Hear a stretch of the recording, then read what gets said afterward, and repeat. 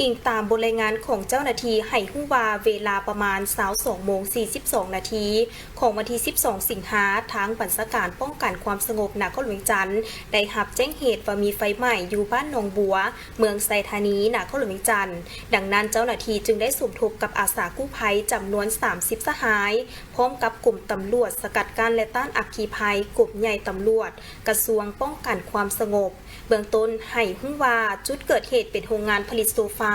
ของเท้าอาฝางปัจจุบันพักเซาอยู่บ้านพลต้องเมืองจันทบุรีนครหลวงจันทน์จุดเสียหายเบื้องต้นแม่นอาคารห้องแถว2 สั้นจำนวน2 หลังและโรงงาน1 หลังเนื้อที่ประมาณ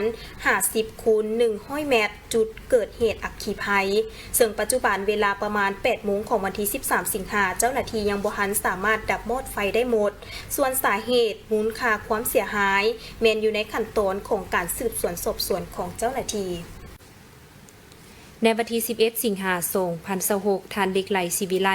รัฐมนตรีกระทรวงโยธาธิการและขนส่งท่านบรรทงบุตรตนวงศ์รองรัฐมนตรีกระทรวงโยธาธิการและขนส่งหัวหน้าองค์การกระทรวง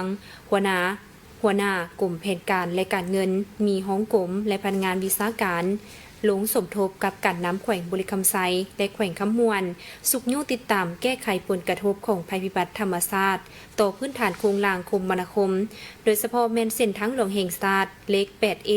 เมืองคุณคำแขวงคำมวนเพื่อประเมินสภาพผลกระทบและสุกยูการน้ำแขวงและการนำเมืองคุณคำแผนกโยธาธิการและขนส่ง2 แขวงและกระทรวงโยธาธิการและขนส่งโดยเฉพาะแม่นกรมหัวทางให้เอาใจใส่แก้ไขผลกระทบเฉพาะหน้าให้เข้าสู่สภาพปกติภายหลังการลงติดตามครั้งนี้คณะนำกระทรวงโยธาธิการและขนส่งยังได้ปรึกษาหารือเกี่ยวกับสภาพผลกระทบที่เกิดขึ้นตัวจริงการแก้ไขปัญหาเฉพาะหน้าและแผนรับมือในระยะยาวโดยเฉพาะแม่นเส้นทางหลวงแห่งชาติ 8A ได้รับผลกระทบจากพายุในปี 2026 นี้จำนวน2 ครั้งที่ 1แม่นระหว่างวันที่ 14-16 กรกฎาคม 2026ได้รับผลกระทบหนักสมควรส่วนครั้งที่ 2เริ่มแต่วันที่ 4 สิงหาคมมาฮอดปัจจุบันแม่นได้รับผลกระทบหนักพอสมควรต่อพื้นฐานโครงล่างหลังจากได้รับฟังการรายงานโดยสังเขปฐานเหล็กไหลศรีวิไลได้แสดงความเป็นห่วงเป็นใยต่อสภาพที่เกิดขึ้นเป็นต้นแมนฝนตกหนักดินเจือนน้ำปลาไหลสู่สร้างผลกระทบต่อห้องระบายน้ำและขอบทางเฮ็ดให้มีการเปเพเสียหายบางจุดพร้อมนั้นเพื่อบ่ให้เส้นทางถูกตัดขาดได้เน้นให้เอาใจใส่บางปัญหาต้นโตเป็นการสืบต่อสุ่มใส่แก้ไขเส้นทางที่ได้รับผลกระทบจากภัยพิบัติให้สามารถสัญจรไปมาได้บ่ให้เส้นทางถูกตัดขาดพร้อมทั้งเป็นเจ้าการปลุกระดมประกอบการสุ่มใส่ทืนฮอนในการแก้ไขเฉพาะหน้านี้สืบต่อเฝ้าระวังสภาพดินฟ้าอากาศปริมาณน้ำฝนตลอดฤดูฝนนี้พร้อมนี้ก็เกี่ยมอุปกรณ์พาหนะที่จำเป็นเกี่ยมงบประมาณเงินแฮบ่วงเงินฉุกเฉินและอื่นๆกะเกี่ยมสรุปสั่งรวมผลเสียหายเป็นระยะข้อมูลให้ทวงทันในกรอบเวลาบ่ให้แก่ยาวเพื่อเป็นข้อมูลหลักฐานเสนอภาคส่วนที่เกี่ยวข้องรับรู้ให้ทันเวลาสำหรับทิศทางแก้ไขเฉพาะหน้าในระยะยาวกระทรวงโยธาธิการและขนส่งเอกภาพน้ำบรรดาคำคิดเห็นและข้อเสนอของ2 แขวงโดยให้กลุ่มขัวทางเป็นเจ้าการในการประสานงานเปิดกองประชุมในการจัดตั้งปฏิบัติเวียกงานให้มีความสะดวกว่องไวทันเวลาและเน้นหลายปัญหาในการรับมือกับสภาพการเปลี่ยนแปลงดินฟ้าอากาศในระยะฤดูฝนนี้พื้นที่ต่อกับสภาพน้ำท่วมในครั้งนี้ได้ส่งผลกระทบโดยตรงต่อ3 ตาแสงคือตาแสงนาบอตาแสงนาโศกและตาแสงพิษรวมทั้งหมด17 บ้านประกอบมีบ้านนาแดนบ้านไห้ผลแก้วหาดโซนแก้งม่วงจักวนถาดโจนบ้านเตือนห้วยเย็นนาโศกนากระตังโพนแซดผาทุงโคกสว่างกวนพันบ้านพิษและบ้านพ้นสังในนี้บ้านที่ได้รับผลกระทบหนักแม่นบ้านพ้นแซดน้ำที่ไหลเข้าท่วมที่อยู่อาศัยของประชาชนระดับน้ำสูงถึง150 เซนติเมตรในทั่วเมืองมีจำนวนครอบครัวที่ได้รับผลกระทบรวมมี 1,122 ครอบครัวเนื้อที่ทำการผลิตถูกท่วม 2,053 เฮกตาร์ระบบคมนาคมได้รับความเสียหายอย่างหนักหลายเส้นทางถูกตัดขาด โดยเฉพาะเส้นทางบ้านไห่บ้านโพนแสดบ้านโพนสังเฮ็ดให้รถทุกประเภทบ่สามารถสัญจรไปมาได้นอกจากนี้ยังมีขัวถึกน้ำท่วม2จุดและโรงเรียน2แห่งโรงเรียนประถมบ้านท่าโจนและโรงเรียนประถมบ้านโพนแสดคณะกรรมการคุ้มครองภัยพิบัติเมืองยมราชได้ระดมกำลังพลกว่า221คนจากภาคส่วนต่างๆล้มประจำการในแต่ละจุดเพื่อให้การช่วยเหลือฉุกเฉินพร้อมเดียวกันนี้หลายภาคส่วนทางภาครัฐและเอกชนได้ให้การสนับสนุนงบประมาณเครื่องอุปโภคบริโภคเพื่อบรรเทาทุกข์ให้แก่ประชาชนในเบื้องต้นและปัจจุบันคณะกรรมการคุ้มครองภัยพิบัติขันเมืองยังสืบต่อติดตามสภาพระดับน้ำอย่างใกล้ชิดเพื่อเกี่ยมความพร้อมรับมือกับสถานการณ์ดังกล่าวอย่างทันการต่อกับเหตุการณ์ครั้งนี้ในวันที่11สิงหาคม2026ท่านมั่นยืนคีนสมรรองประธานคณะกรรมการปกครองแขวงขมวนพร้อมแผนกการขันแขวงและคณะกรรมการคุ้มครองภัยพิบัติขันแขวงก็ได้ลงติดตามพร้อมทางได้นำเอาเครื่อง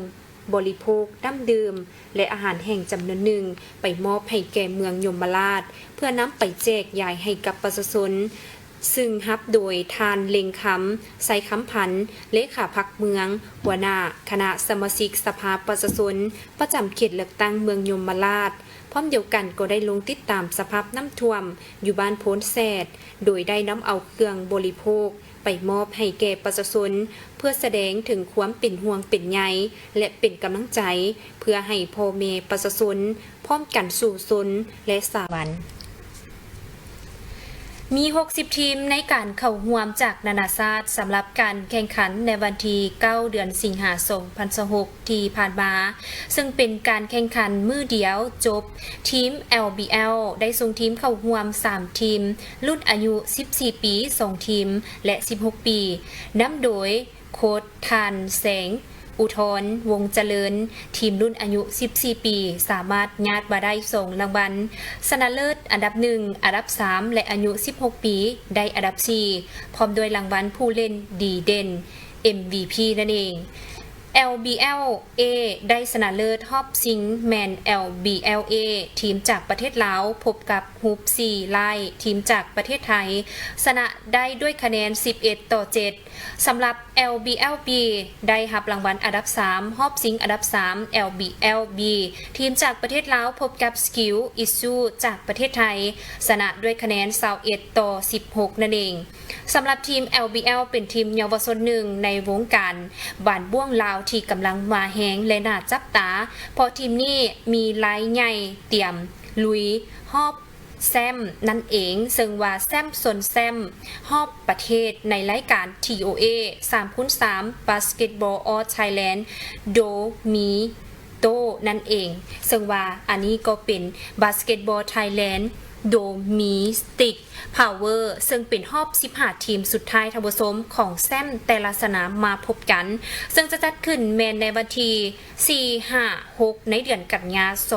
2026ที่บางกอกประเทศไทยสามารถติดตามผลงานของนักกีฬาเยาวชนลาวกันได้ซึ่งว่าปีวันที่11สิงหาคม2026เมืองสนะสมบูรณ์แขวงจำปาสักได้จัดกิจกรรมทำบุญใส่บาตรให้แก่พระสงฆ์สามเณรจำนวน72องค์เพื่อเป็นการสืบสานและอนุรักษ์รักษาวัฒนธรรมฮิตของประเพณีอันดีงามของชาติก็คือของท้องถิ่นที่คนลาวชาวพุทธได้ปฏิบัติสืบทอดกันมาแต่ดุนนานให้ยืนยงคงตัวตลอดไปโดยติดพันกับการสร้างกระบวนการคำนับหับต้นวันสั่งตั้งแนวเราสั่งชาติ13สิงหา1950 13สิงหาคม2026ครบรอบ76ปีที่ใกล้จะมาถึงในโมนี้ให้เต็มไปด้วยความหมายความสำคัญให้เกียรติเข้าร่วมในพิธีครั้งนี้มีทานเสิร์ชมโนธรรมคณะประจำพรรคเมืองรองประธานคณะกรรมการปกครองเมืองทานนางกุลาบวรรณราชคณะประจำพรรคเมืองประธานแนวลาวสร้างชาติเมืองพร้อมด้วยคณะนำหลักแหล่งของเมืองพนักงานรัฐกรจากกลุ่มกองของการอ้อมข้างเมืองและพ่อแม่ประชาชนชาวพุทธศาสนิกชนเข้าร่วมการจัดกิจกรรมทำบุญใส่บาตรในครั้งนี้แม้นได้เริ่มขบวนตั้งแต่หน้าสำนักงานปกครองเมืองแล้วเคลื่อนขบวนไปตามเส้นทางหลวงแห่งชาติเลขที่13ใต้มุ่งหน้าสุวัดหลวงหลัก24บ้านพัฒนา สอนภาคซึ่งมีระยะทางยาวกว่า1กิโลเมตรโดยมีพระอาจารย์สมสนิทแก้วบุตรดารองประธานองค์การพุทธศาสนาสัมพันธ์ลาวเมืองหัวหน้ากรรมาธิการปกครองสงฆ์เมืองพระอาจารย์คำมั่นธนบัตรรองประธานองค์การพุทธศาสนาสัมพันธ์ลาวเมืองหัวหน้ากรรมาธิการสาธารณูปการเมืองพร้อมด้วยพระเถรานุเถระเข้าร่วมรับบิณฑบาตเพื่อเป็นสิริมงคลให้แก่การจัดกิจกรรมในครั้งนี้หุ่นที6โรงเรียนการเมืองการปกครองนครหลวงจันทร์จำนวน36ท่านซึ่งนำโดยท่านสอนสวรรค์มณีวงศ์ห้องหัวหน้าโรงเรียนการเมืองและการปกครองนครหลวงจันทร์ได้เดินทางไปทัศนศึกษาและแลกเปลี่ยนบทเรียนอยู่โรงเรียนก่อสร้างพลังงานเลหงฟองนคร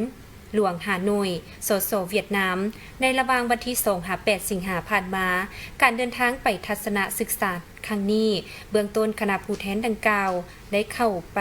วางพวงมาลาอยู่ต่อหน้าสุสานประธานโฮจิมินห์พร้อมทั้งได้เที่ยวชมสถานที่ประวัติศาสตร์ทำเนียบประธานประเทศสาธารณรัฐสังคมนิยมเวียดนามและพิพิธภัณฑ์โฮจิมินห์จากนั้นได้แลกเปลี่ยนบทเรียนเกี่ยวกับการก่อสร้างพลังงานและการค้นคว้าวิทยาศาสตร์เกี่ยวกับโรงเรียนเลหงฟองนครหลวงฮานอยไปทัศนศึกษาเบื้องการพัฒนาเทคโนโลยีอวกาศการสำรวจโครงการซุ้มการผลิตภัณฑ์วิทยาศาสตร์และเทคโนโลยีที่ได้รับใช้ในการติดตามกฎการและคุ้มครองสิ่งแวดล้อมการคาดคะเนภัยพิบัติการป้องกันการเปลี่ยนแปลงดินฟ้าอากาศการเตือนภัยล่วงหน้าการติดตามกฎการความมั่นคงและการป้องกันประเทศแห่งชาติอยู่พิพิธภัณฑ์อวกาศของศูนย์อวกาศเวียดนามพร้อมนี้ยังได้เที่ยวชมเบิ่งสวนเทคโนโลยีหัวลากที่ตาแสงหัวลากอีกด้วยของนครหลวงฮานอยสืบต่อไปทัศนะเยี่ยมยามศูนย์การพัฒนาเศรษฐกิจวัฒนธรรมสังคมและการท่องเที่ยวแขวงฟูเทาะไปศึกษาพฤติกรรมตัวจริงเกี่ยวกับการพัฒนาเศรษฐกิจสังคมของตาแสงช่วยหายและสำรวจเบิงรูปแบบการพัฒนาเศรษฐกิจหมู่บ้านหัตถกรรมพื้นเมืองจำนวนหนึ่งต่อมาคณะครูอาจารย์และคณะศึกษาได้ไปแลกเปลี่ยนถอดถอนบทเรียนเกี่ยวกับสภาพการพัฒนาเศรษฐกิจสังคมแบบอย่างในการปฏิบัติของการนำท้องถิ่นส่งขันบ้านขันตาแสงและไปเยี่ยมยามบึงการปฏิบัติตัวจริงในรูปแบบจำลองหมู่บ้านและหัตถกรรมพื้นเมืองอยู่ตาแสงฟุกทิ้งและกอตาแสงทีเลิมของนครหลวงฮานอยนอกนี้ยังได้ไปทัศนศึกษาเรียนรู้เกี่ยวกับประวัติศาสตร์ของทหารเวียดนามและเยี่ยมชมสถานที่วางแสดงอยู่พิพิธภัณฑ์ประวัติศาสตร์ของทหารของสสเวียดนามอีกด้วยอยู่ที่นครหลวงฮานอยตื่มอีกขึ้นในวันที่11 สิงหาคม 2016 ที่ห้องว่าการแขวงอุดมไซโดยการเป็นประธานร่วมของทานอารมณ์สังสีลาสวงศ์ห้องหัวหน้ากรมองค์การจัดตั้งสากลกระทรวงการต่างประเทศทานเวียงอุดมจันทวงศ์ห้องหัวหน้าของว่าการแขวงอุดมไซมีต่างหน้าแผนกการอ้อมข้างแขวงวิชาการที่เกี่ยวข้องเข้าร่วมกองประชุมในครั้งนี้จัดขึ้นเพื่อจัดตั้งผันขยายบรรดาเนื้อในเอกสารต่างๆเกี่ยวกับเป้าหมายในการพัฒนาแบบยืนยงและการกักเกียมออกจากสถานภาพโดยพัฒนาของลาวให้กว้างขวางทั่วถึงและพร้อมกันจัดตั้งปฏิบัติไปในทิศทางเดียวกันในขอบเขตทั่วประเทศอย่างมีประสิทธิภาพและมีผลสำเร็จตามระดับคาดหมายเน้นใส่ในการสุกยู่แนวทางและเวกงานการเสื่อมสารเป้าหมายการพัฒนาแบบยืนยงของสากลเข้าในแผนพัฒนาเศรษฐกิจสังคมแห่งชาติของสาธารณรัฐประชาธิปไตยประชาชนลาวก็คือแผนพัฒนาของแขวงให้สอดคล้องรวมทั้งเวกงานการกักเกียมออกจากสถานภาพโดยพัฒนาของสปป.ลาวในท้ายปี 2026ทั้งเนใส่เฮ็ดให้บรรดาแขนงการเกี่ยวข้องขันท้องถิ่นรับรู้เข้าใจและเห็นได้ความหมายความสำคัญในการประกอบส่วนเข้าในการจัดตั้งปฏิบัติเวกงานดังกล่าว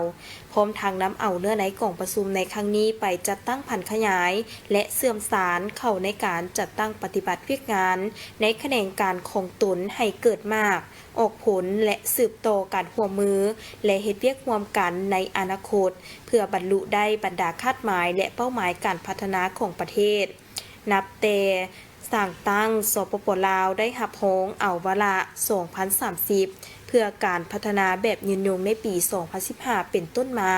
ก็ได้เสื่อมสารเข้าในแผนพัฒนาเศรษฐกิจสังคมแห่งชาติ5 ปีครั้งที่ 8 ครั้งที่ 9 และครั้งที่ 10 มาฮอดปัจจุบันเป็นระยะเวลา 10 ปีแล้วที่พวกเขาได้จัดตั้งปฏิบัติวาระการพัฒนาของสากลดังกล่าวซึ่งพวกเขาสามารถยัดได้หลายผลสำเร็จอันพ้นเด่นและมีความคืบหน้าหลายด้านเซน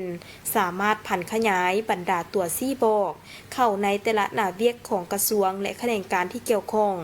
ซึ่งถือว่าเป็นกลไกหนึ่งที่สำคัญในการสุกยูจัดตั้งปฏิบัติเป้าหมายการพัฒนาของสากลให้มีความสอดคล้องกับแผนพัฒนาแห่งชาติรวมการหับฮ้องเอาแผนปฏิบัติงานแห่งชาติเพื่อการจัดตั้งปฏิบัติวาระ 2030 ซึ่งในกล่องประชุมบรรดาผู้เข้าร่วมก็ได้มีการประกอบคำคิดคำเห็นและแลกเปลี่ยนบทเรียนซึ่งกันและกันเพื่อเป็นบนอิงให้แก่การสืบต่อเคลื่อนไหวจัดตั้งปฏิบัติวิงานเป้าหมายการพัฒนาแบบยืนยงและการกักเกี่ยมออกจากสถานภาพด้วยพัฒนาในต่อหน้าเน้นใส่ในการหันทิศการพัฒนาให้สามารถพึ่งพาตนเองหรือคุ้มตนเองหลายขึ้นตามทิศเศรษฐกิจเอกราชเป็นเจ้าตนเองสิ่งสำคัญแม่นการลดผ่อนความทุกข์ยากและยกระดับชีวิตการเป็นอยู่กองประชุมจัดขึ้นวันที่ 11 สิงหาคม 2026 ที่ห้องว่าการเมืองศรีสัตนาคภายใต้การเป็นประธานของทานพันประสงค์ไสยะวงศารองประธานคณะกรรมการปกครองเมืองศรีสัตนาคมีบรรดากรรมการประจำพรรคเมืองกรรมการพรรคเมืองและพนักงานหลักแหล่งที่รับผิดชอบเวียกงานการสร้างตั้งตาแสงเข้าร่วมกองประชุมได้ร่วมกันพิจารณาและปรึกษาหารือในหลายด้านเกี่ยวกับการจัดวางบุคลากรเข้าในคณะรับผิดชอบงานพิธีประกาศสร้างตั้งตาแสงเพื่อให้การคัดเกี่ยมและการจัดงานเป็นไปด้วยความรอบคอบจัดตั้งประสานงานได้อย่างมีประสิทธิผลและถูกต้องตามแผนงานที่วางไว้นอกจากนั้นบรรดาผู้เข้าร่วมยังได้เสนอคำคิดเห็นปรึกษาหารือและแลกเปลี่ยนความคิดเห็นในการกำหนดหน้าที่บทบาทและการแบ่งความรับผิดชอบของแต่ละภาคส่วนให้มีความจะแจ้งและให้สามารถประสานงานร่วมกันได้กองประชุมได้เน้นให้ทุกภาคส่วนสืบต่อการเกี่ยมเวียกงานตามขอบเขตหน้าที่ร่วมมือและประสานงานกันอย่างใกล้ชิดเพื่อให้พิธีประกาศสร้างตั้งตาแสงอยู่ภายในเมืองศรีสัตนาคดำเนินไปด้วยความเรียบร้อยสำเร็จตามจุดประสงค์และบรรลุตามแผนการที่กำหนดไว้เจ้าระบบสมและนั้นก็เป็นอีกหนึ่งกองประชุมที่จะได้มีการปรึกษาหารือเกี่ยวกับการแต่งตั้งคณะรับผิดชอบตาแสงอยู่ภายในเมืองศรีสัตนาคท่านผู้ชมที่เคารพและต่อจากเวียกงานทางเมืองศรีสัตนาคข่าวนี้นำท่านผู้ชมมาที่ตามเวียกงานของกระทรวงวัฒนธรรมและการท่องเที่ยวจัดกองประชุมเสวนาเวียกงานพิมพ์จำหน่ายเนื่องในโอกาสเฉลิมฉลองวันการพิมพ์จำหน่ายครบรอบ76 ปีกองประชุมจัดขึ้นในวันที่ 13 สิงหาคม 2026 ที่หอสมุดแห่งชาติโดยการเข้าร่วมของทานพคันไซศรีคันไซรองรัฐมนตรีกระทรวงวัฒนธรรมและการท่องเที่ยวมีหัวหน้ากลุ่มห้องกลุ่มผู้อำนวยการห้องอำนวยการวิทยากรพนักงานและผู้ต่างหน้าจากภาคส่วนที่เกี่ยวข้องเข้าร่วมฐานพคันไซศรีคันไซได้กล่าวว่าตลอดระยะการนำพาโตสู่ของพรรคเวียกงานโฆษณาศึกษาคมและปลุกระดมประชาชนเป็นเวียกงานสำคัญในการเผยแพร่แนวทางนโยบายเพื่อนำไปสู่การจัดตั้งปฏิบัติตลอดระยะ76 ปีเวียกงานพิมพ์จำหน่ายได้มีการพัฒนาก้าวหน้าขึ้นเป็นลำดับทางด้านผลงานและผลิตภัณฑ์สิ่งพิมพ์เครื่องจักรพิมพ์เทคนิคการผลิตรวมถึงด้านปริมาณและคุณภาพที่ค่อยๆก้าวสู่ความทันสมัยพร้อมนี้บรรดาโรงพิมพ์สำนักพิมพ์และห้างจำหน่ายสิ่งพิมพ์มีจำนวนเพิ่มขึ้นและเวียกงานพิมพ์จำหน่ายได้รับการพัฒนาอย่างต่อเนื่องสำหรับกองประชุมเสวนาครั้งนี้ได้มีการนำเสนอแลกเปลี่ยนบทเรียนจากบรรดาวิทยากรในหลายหัวข้อสำคัญประกอบมียกสูงบทบาทการคุ้มครองเวียกงานพิมพ์จำหน่ายสิ่งท้าทายเวียกงานพิมพ์กาลโอกาสสิ่งท้าทายในสำนักพิมพ์กลไกและสิ่งท้าทายเวียกงานพิมพ์จำหน่ายจากนั้นบรรดาผู้เข้าร่วมได้ร่วมกันแลกเปลี่ยนคำคิดคำเห็นประสบการณ์และบทเรียนต่างๆเกี่ยวกับเวียกงานการพิมพ์จำหน่ายโดยเน้นใส่การยกสูงประสิทธิภาพเวียกงานการปรับปรุงกลไกการคุ้มครองการจำหน่ายเพื่อให้เวียกงานพิมพ์จำหน่ายสามารถพัฒนาให้ทันกับสภาพการใหม่ พิธีแถลงข่าวสัปดาห์ดิจิตอลลาว2026จัดขึ้นในวันที่ 13 สิงหาคม 2026 อยู่ที่ศูนย์เทคโนโลยีการสื่อสารข้อมูลข่าวสาร โดยการเป็นประธานของทานสันติสุขสิมมาลาวงศ์รัฐมนตรีกระทรวงเทคโนโลยีและการสื่อสาร มีบรรดาหัวหน้ากลุ่มศูนย์ภายในกระทรวง พร้อมด้วยบรรดาบริษัทห้างห้านหัวหน่วยธุรกิจสื่อมวลชนและแขกที่ถูกเชิญเข้าร่วมทานสันติสุขสิมมาลาวงศ์ได้กล่าวต่อพิธีว่าการจัดงานสัปดาห์ดิจิตอลลาวดิจิตอลวีคประจำปี 2026 มีจุดประสงค์คือเพื่อโฆษณาเผยแพร่สร้างจิตสำนึกให้ทั่วสังคมมีความรับรู้และเข้าใจเกี่ยวกับการหันเปลี่ยนอุตสาหกรรมที่ทันสมัยและพัฒนาเศรษฐกิจสังคมดิจิตอลของสปป.ลาวสุขยู่ส่งเสริมการนำใช้นวัตกรรมทางด้านเทคโนโลยีการสื่อสารข้อมูลข่าวสารโทรคมนาคมและดิจิตอลที่ทันสมัยเข้าในทุกแขนงการเพื่อพัฒนาเศรษฐกิจสังคมแต่ศูนย์กลางลงฮอดท้องถิ่นเพื่อสุขยู่กระบวนการผลิตสินค้าการบริการให้กลายเป็นผลิตภัณฑ์ที่มีความหลากหลายสร้างมูลค่าเพิ่มสามารถแข่งขันในตลาดภายในและต่างประเทศงานสัปดาห์ดิจิตอลจะจัดขึ้นในระหว่างวันที่21-25 ตุลาคม 2026 ที่ศูนย์วางแสดงสินค้าลาวไอเทคนครหลวงจันทร์ภายใต้คำขวัญยู่แฮงการหันเป็นรัฐบาลดิจิตอลสร้างให้งานดิจิตอลขับเคลื่อนนวัตกรรมก้าวสู่ยุคปัญญาประดิษฐ์งานครั้งนี้เป็นงานมหกรรมเทคโนโลยีICT และนวัตกรรมดิจิตอลซึ่งประกอบมีหลายกิจกรรมจัดขึ้นพร้อมกันอย่างเป็นขบวนฝึกพื้นเซน1กองประชุมระดับสูงว่าด้วยการหันเป็นดิจิตอลที่ได้เสริญบรรดาการนำบรรดาประเทศอาเซียนคณะนำของแต่ละกระทรวงและท้องถิ่นเพื่อเข้าร่วมแลกเปลี่ยนบทเรียนในการหันเป็นแต่ละแขนงการเป็นทันสมัยและเพื่อปรึกษาหารือแนวทางเชื่อมโยงการเฮ็ดเวียกร่วมกันเพื่อสร้างระบบทันสมัยของแต่ละแขนงการ2กกประชุมสัมมนาวิชาการเกี่ยวกับการหันเป็นรัฐบาลดิจิตอลการนำใช้เทคโนโลยีเข้าในการสร้างเศรษฐกิจดิจิตอลสัมมนาอุตสาหกรรม4.0และเทคโนโลยีอัจฉริยะเทคโนโลยีกลุ่มข้อมูลผูกพันฐานข้อมูลขนาดใหญ่การประมวลผลผ่านระบบข่าวปัญญาประดิษฐ์อินเทอร์เน็ตสรรพสิ่งการพัฒนาทรัพยากรมนุษย์เพื่อรองรับตลาดแห่งงานในยุคดิจิตอลและอื่นๆ 3. งานวางแสดงและการสาธิตผลสำเร็จเทคโนโลยีข้อมูลข่าวสารโทรคมนาคมการสื่อสารและนวัตกรรมที่เป็นผลงานการค้นคว้าและประดิษฐ์สร้างของธุรกิจสตาร์ทอัพจากภายในและต่างประเทศจำนวน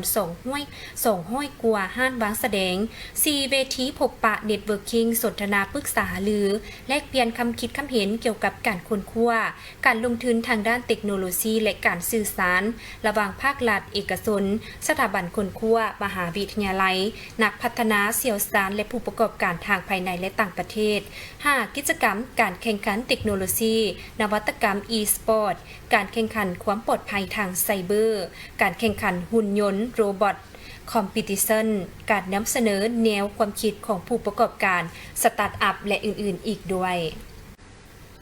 กองประชุมดังกล่าวจัดขึ้นเมื่อบ่ดนมานี้อยู่ที่ห้องว่าการนครหลวงจันทร์ให้เกียรติเผยแพร่โดยสหายภูธรแก้วดวงมณีกรรมการประจำพรรคเมืองหัวหน้าคณะจัดตั้งนครหลวงจันทร์ในนั้นได้ยกให้เห็นบรรดาเนื้อในพื้นฐานเกี่ยวกับพรรคประชาชนปฏิวัติลาวซึ่งพรรคประชาชนปฏิวัติลาวเมนโกงน้ำหน้าที่มีการจัดตั้งเมนการจัดตั้งการเมืองสูงสุดของชนชั้นกรรมกรและระบอบประชาธิปไตยประชาชนลาวเป็นตัวแทนที่จงรักภักดีอย่างเสมอต้นเสมอปลายต่อสิทธิและผลประโยชน์ของชนชั้นกรรมกรสาวผู้ออกแห่งงานประดับเผาและของชาวลาวทั้งหมดพรรคประชาชนปฏิวัติลาวได้สร้างตั้งขึ้นในวันที่22 มีนาคม 1955 โดยสืบทอดภารกิจของพรรคคอมมิวนิสต์อินโดจีนซึ่งแมนประธานไก่สอนพรหมวิหารเป็นหลักแหล่งนำพาก่อตั้งทนุบำรุงฝึกฝนหล่อหลอมก่อสร้างและปรับปรุงให้นักแน่นเข้มแข็งอย่างบ่หยุดยั้งพรรคประชาชนปฏิวัติลาวก่อสร้างและปรับปรุงตนเองตามหาหลักการเส้น 1. พรรคประชาชนปฏิวัติลาวยึดมั่นลัทธิ มาร์กเลนินแนวคิดประธานไก่สอนพวิหารและมุนเสื้ออันดีงามของพรรคเป็นพื้นฐานแนวคิดทฤษฎีของพรรคเสริมขยายลักษณะน้ำหน้าลักษณะศึกษาอบรมและลักษณะต่อสู้ของชนชั้นกรรมกรก่อสร้างปรับปรุงพรรคให้ปลอดใสเข้มแข็งนักแน่น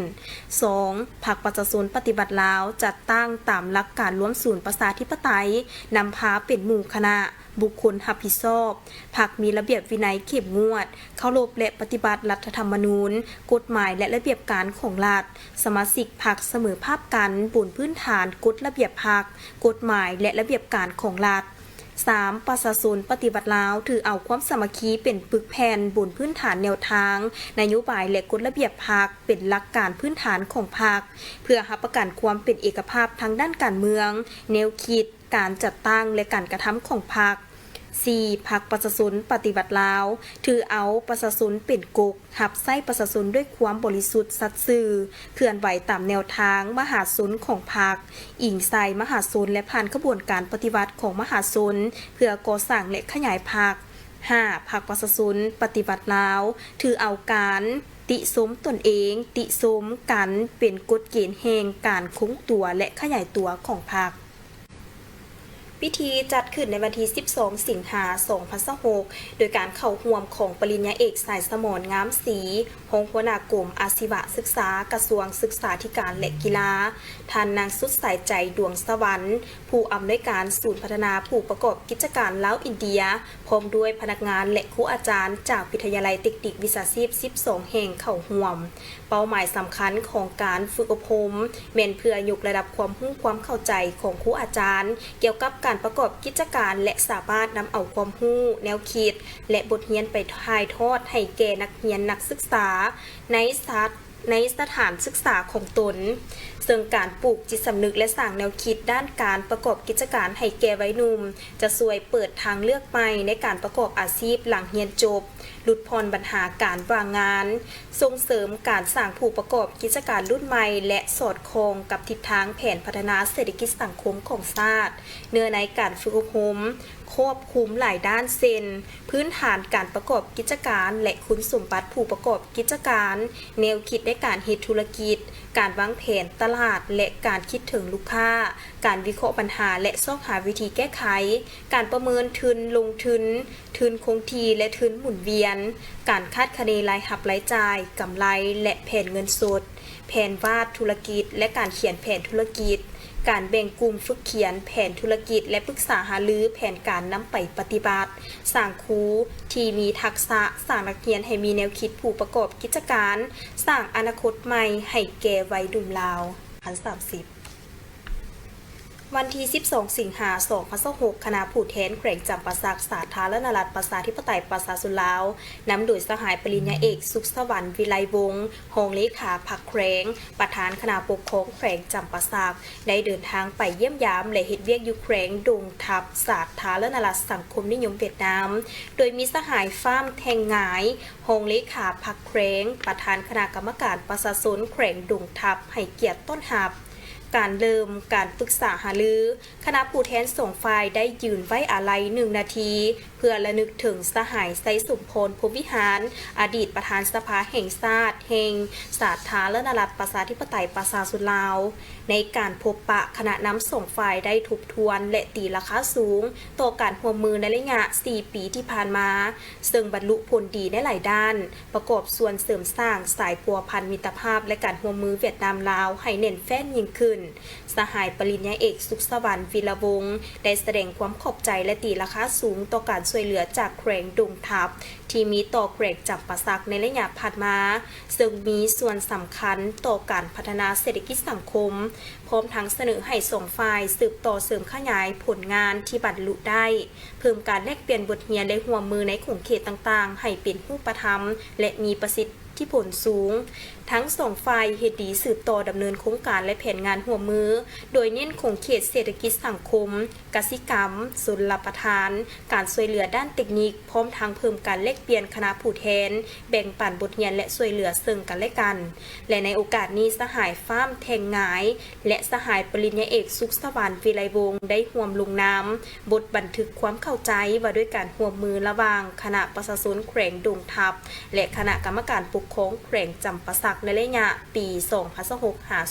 2026-2030ซึ่งการลงนามครั้งนี้มีเป้าหมายสืบต่อเสริมขยายสายพัวพันมิตรภาพขยายการร่วมมือให้รอบด้านยืนยงและต่างฝ่ายต่างได้รับผลประโยชน์พร้อมประกอบส่วนสุขยูการพัฒนาของสองแขวงและเสริมสายพัวพันมิตรภาพพิเศษเวียดนามลาวให้ลึกซึ้งยิ่งขึ้น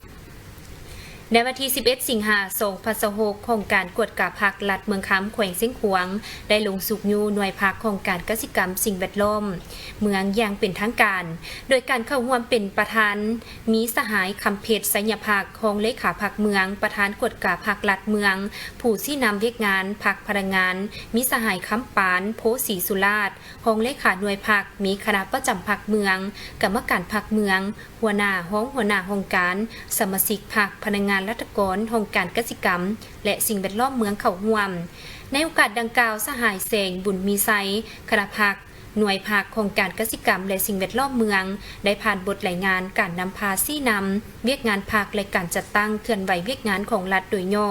ในนั้นสหายได้ยกให้เห็นสภาพรวมทางด้านการจัดตั้งพักพร้อมนั้นได้ยกให้เห็นเวียกงานการก่อสร้างพักตามระเบียบของพักที่11การมอบหมายหน้าที่เวียกงานในการจัดตั้งปฏิบัติการกวดกาผลประเมินเป็นต้นแมนการจัดตั้งเสื่อมซึมเผยแพร่มติคำสั่งข้อตกลงของพรรคและกฎหมายของรัฐเฮ็ดให้สมาชิกพรรคพลังงานรัฐกรมีความเชื่อมั่นต่อการนำพาของพรรคแนวทางการพัฒนามีความตื่นตัวเอาใจใส่ก่อสร้างโดยพรรคปลอดใสเข้มแข็งนักแน่นบำรุงขยายมาสนผู้ก้าวหน้าเข้าเป็นสมาชิกพรรคปฏิบัติตามหลักการรวมประชาธิปไตยนำพาทีมงานโดยแบ่งความรับผิดชอบให้บุคคลอย่างจัดแจ้งมีความเคารพต่อการจัดตั้งและมีสติต่อกลอุบายมั่งเพทำร้ายของอิทธิพลกำลังปลปักษ์และกลุ่มคนบดีที่มีจิตปฏิบัติอดทนผ่านพาความทุกข์ยากทุกประการในการจัดตั้งปฏิบัติหน้าที่เวียกงานที่ได้รับมอบหมายตามขันถึงมีความสามัคคีเอกภาพและต่อต้านปรากฏการณ์หย่อโทษของมหาชนพร้อมเดียวกันนั้นก็ยังมีราคาขอสะดวกขอยุ่งยากจากนั้นในกองประชุมได้มีการมอบเหรียญกาทีละนึก50 ปีวันสถาปนาสาธารณรัฐประชาธิปไตยประชาชนลาวให้แก่ผู้ที่มีคุณงามความดีในภารกิจปกปักรักษาและสร้างสรรค์พัฒนาประเทศชาติในระยะที่ผ่านมาตื่มอีกโดยเป็นเกียรติขึ้นประดับเหรียญของสหายคำเพชรสัญญาภักห้องเลขาพักเมืองประธานกวดกาพักลัดเมืองพร้อมทางโอ้ลมมีคำคิดคำเห็นก่อนอื่นหมดสหายได้ย่องยอสมเสยผลงานระยะที่ผ่านมาและได้เรียกร้องมายังคณะหน่วยพักสมาชิกพักและพนักงานทุกสหายหน่วยพักโครงการกสิกรรมสิ่งแวดล้อมเมืองคำจงพร้อมกันเอาใจใส่สืบต่อน้ำเอาการศึกษาผมการเมืองแนวคิดและการก่อสร้างพรรคเพิ่มทวีปรับปรุงแบบแผนวิธีนำพาด้วยความก้าวหน้าด้านคุณสมบัติศีลธรรมปฏิบัติความซื่อสัตย์สุจริตในการก่อสร้างหน่วยพรรคให้มีความเข้มแข็งปลอดใสรักษาความสามัคคีเป็นจิตหนึ่งใจเดียวและเฮ็ดให้สมาชิกพรรคใหม่จากมหาชนผู้ที่มีความหันห้าวและมีผลงานดีเด่นสุ่มใส่สุกยู่ให้ประชาชนผลิตเสบียงอาหารเพียงพอเพื่อค้ำประกันความมั่นคงทางด้านอาหารภายในเมืองและหันเป็นสินค้าส่งออกและนำใช้เทคนิควิทยาศาสตร์เข้าในการปลูกการเลี้ยงส่งเสริมการผลิตกสิกรรมอินทรีย์ที่เป็นมิตรต่อสิ่งแวดล้อมติดตามเฝ้าระวังและหับพ้องการระบาดของพยาธิพืชและสัตว์อย่างทันท่วงทีคุ้มครองปกปักรักษาและฟื้นฟูป่า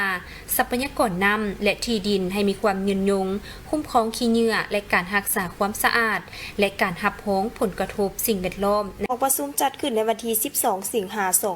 2026ที่นครหลวงเวียงจันทร์ภายใต้การเป็นประธานของทานมาลัยทองกลุ่มวสิทธิ์รัฐมนตรีกระทรวงอุตสาหกรรมและการค้า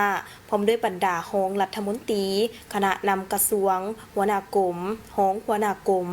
ต่างหน้าจากภาคส่วนเกี่ยวข้องและบรรดาวิชาการเข้าร่วม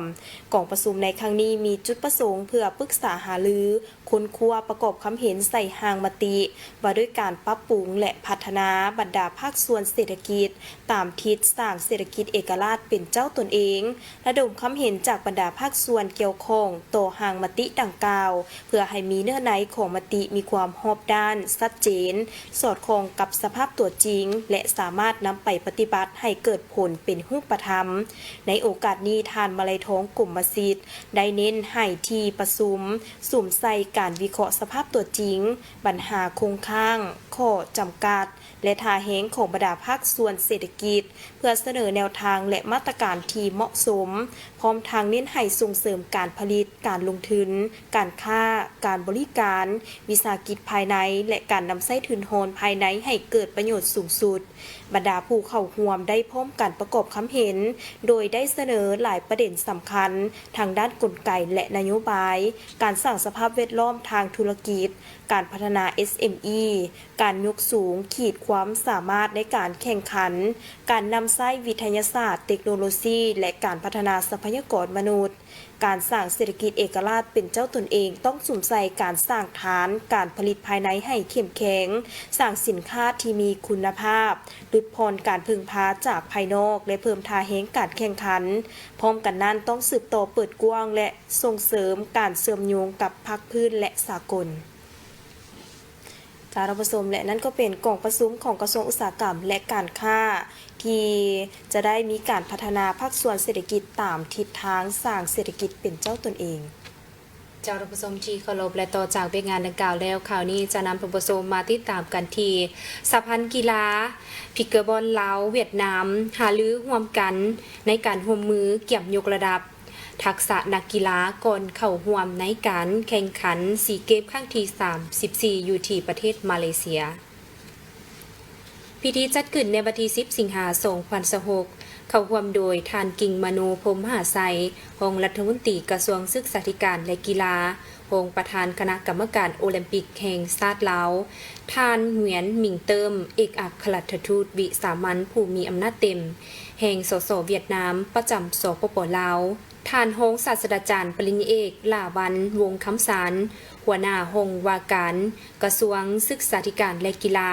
ทั้งเป็นประธานสหพันธ์กีฬาพิกเกอร์บอลแห่งชาติลาวและท่านเลวันแท่งประธานกลุ่มบริษัทดงลึกทั้งเป็นประธานสหพันธ์กีฬาพิกเกอร์บอลแห่งชาติเวียดนามมีคณะบริหารงานสหพันธ์กีฬาพิกเกอร์บอลและพนักงานที่เกี่ยวข้องทั้งสองฝ่ายเข้าร่วมท่านรองศาสตราจารย์ปริญญาเอกลาวันวงศ์คำสารได้รายงานความคืบหน้าในการร่วมมือระหว่างสหพันธ์พิกเกอร์บอลลาวกับเวียดนามให้ท่านรองรัฐมนตรีและท่านเอกอัครราชทูตเวียดนามประจำลาวได้รับทราบโดยก่อนหน้านี้ทางสหพันธ์พิกเกอร์บอลแห่งชาติลาวได้มีการพบปะกับสหพันธ์พิกเกอร์บอลเวียดนามมาแล้วซึ่งทางสหพันธ์พิกเกอร์บอลแห่งชาติลาวแห่งชาติเวียดนามแม่นเห็นดีในเบื้องต้นจะช่วยในการพัฒนาครูฝึกและกรรมการตัดสินให้แก่ลาวช่วยในการฝึกซ้อมพัฒนานักกีฬาลาวและจัดการแข่งขันร่วมกันระหว่างบรรดาสโมสรในลาวนอกนั้นยังจะให้การสนับสนุนอุปกรณ์กีฬาพิกเกอร์บอลตื่มอีกส่วนฝ่ายลาวเมียนเสนอให้เวียดนามช่วยสร้างสนามกีฬาพิกเกอร์บอลอยู่บรรดาโรงเรียนตามทิศชี้นำของท่านรองรัฐมนตรีกระทรวงศึกษาธิการและกีฬาที่ได้มีคำเห็นในมือประกาศสั่งตั้งกีฬาพิกเกอร์บอลลาวแนวใดก็ตามในการพบปะครั้งนี้ยังได้มีการปรึกษาหารือกันตื่มก่อนจะก้าวไปสู่ขั้นตอนการเซ็นสัญญาร่วมมือกันต่อไปโอกาสนี้ท่านกิ่งมโนพรหมมหาไสยก็ได้แสดงความย่องยอสมเสยต่อกองประชุมพบปะทั้งสองฝ่ายโดยรวมเมนเห็นดีต่อการเสนอของท่านเลบันแท่งที่อยากมีการเซ็นสัญญาร่วมมือกับสหพันธ์กีฬาบานเตะแห่งชาติลาวแต่ขอให้ทั้งสองสหพันธ์ พิกเกอร์บอลลาวและเวียดนามต้องมีการปรึกษาหารือเรื่องรายละเอียดกันตืมและหวังอยังยิ่งว่าเวียดนามจะให้การสนับสนุนและพัฒนานักกีฬาพิกเกอร์บอลลาวให้สามารถเข้าร่วมแข่งขันงานกีฬาซีเกมครั้งที่34ที่จะจัดขึ้นที่ประเทศมาเลเซียเป็นเจ้าภาพในปี 2027 ให้ประ ท่านสอนไซศรีสมพันธ์หัวหน้าแผนกวัฒนธรรมและการท่องเที่ยวนครหลวงเวียงจันทร์ได้รายงานในกล่องประชุมสรุปเวียกงาน 6 เดือนต้นปี และวางทิศทางแผนการ 6 เดือนให้ปี 2026 ซึ่งจัดขึ้นเมื่อบดลพันมานี่ว่าการจัดตั้งปฏิบัติเวียกงาน 6 เดือนต้นปีที่ผ่านมาเมดมีผลสำเร็จพ้นเด่นหลายด้าน ในนี้สามารถสร้างครอบครัววัฒนธรรมใหม่ได้436ครอบครัวเท่ากับ 36.33 ส่วนห้อยเทียบใส่แผนปี 1,200 ครอบครัวได้ลงติดตามสุกยู่ในการประเมินผลคืนบ้านวัฒนธรรมในนครหลวงเวียงจันทร์ออกอนุญาตและผ่านรายการแสดงศิลปินต่างประเทศ10หัวหน่วยออกอนุญาตผ่านเนื้อในบทเพลง17บทเพลงออกอนุญาตโลพระพุทธรูปอยู่วัดบ้านศรีสวัสดิ์เมืองจันทบุรีวัดบ้านไห่คำและวัดท่ามวงเมืองหาดทรายฟองและอนุญาตนำเข้าพระพุทธรูป121องค์อยู่บ้านนาควยเมืองไซเศรษฐาลงกวดกาการอนุญาตสร้างรูปปั้นพญานาคองค์ดำ9เสียนที่วัดพระบาทแอวคันบ้านนาคายเมืองไซธานีลงเก็บกำข้อมูลความเป็นไปได้ในการเสนอเอาวัดไต่น้อยวัดไต่ใหญ่เพื่อยกระดับขึ้นเป็นมรดกแห่งชาติทางด้านวัฒนธรรมของนครหลวงเวียงจันทร์ลงกวดกาสถานที่ขออนุญาตดำเนินธุรกิจทางด้านวัฒนธรรมการขออนุญาตใหม่และสืบต่ออนุญาตมีจำนวนทั้งหมด63หัวหน่วยได้ออกอนุญาตและสืบต่อผ่านเนื้อในป้ายโฆษณา66หัวหน่วยต้อนรับแขกนักท่องเที่ยวทั้งภายในและทั้งต่างประเทศที่เข้ามาเที่ยวชมหอพระแก้วพระธาตุหลวงและวัดศรีสะเกษแต่เดือน1หาเดือน4มีแขกเข้าชมทั้งหมด 98,229 เทื่อคนลาว 8,689 เทื่อคนต่างประเทศ 89,540 เทื่อคนทานสอนไซศรีสมพันธ์ยังกล่าวให้ฮู้ถึงทิศทางใน6เดือนท้ายปีว่าจะสืบต่อเอาใจใส่แก้ไขปัญหาปรากฏการณ์ยอดโทษที่เกิดขึ้นในขงเขตบริการห้านอาหารห้านกินดื่มบันเทิงเป็นต้นแม่นการมั่วสุมสิ่งเสพติดการขายบริการทางเพศการเปิดบริการเกินโมงเวลาการเปิดเสียงดังเนืองนั้นโดยเน้นใส่เป้าหมายห้านที่อยู่ในขงเขต4เมืองในนครหลวงเวียงจันทร์และห้านเป้าหมายเขตซานเมืองโดยสมทบกับเจ้าหน้าที่และอำนาจการปกครองเมืองบ้านเปิดขบวนการและจัดตั้งปฏิบัติให้เข้มงวดสืบต่อประสานสมทบกับห้องการวัฒนธรรมและท่องเที่ยว9เมืองในการสรุปรายงานการประเมินผลคืนครอบครัวและบ้านวัฒนธรรมให้สำเร็จตามแผนการที่วางไว้ดึงดูดนักท่องเที่ยวเข้ามานครหลวงเวียงจันทร์ให้ได้2ล้านเทื่อคนสั่งและรับจากนักท่องเที่ยวให้ได้จำนวน600ล้านดอลลาร์สหรัฐสร้างกิจกรรมส่งเสริมการท่องเที่ยวที่ติดพันกับงานบุญประเพณีเอาใจใส่เพิ่มทวีในการเปิดกว้างอนุรักษ์รักษาชีวิตวัฒนธรรมสังคมวิถีชีวิตของเผ่าและนโยบายการต่างประเทศของพรรคและการท่องเที่ยวลาวด้วยหลายรูปการและอื่นๆ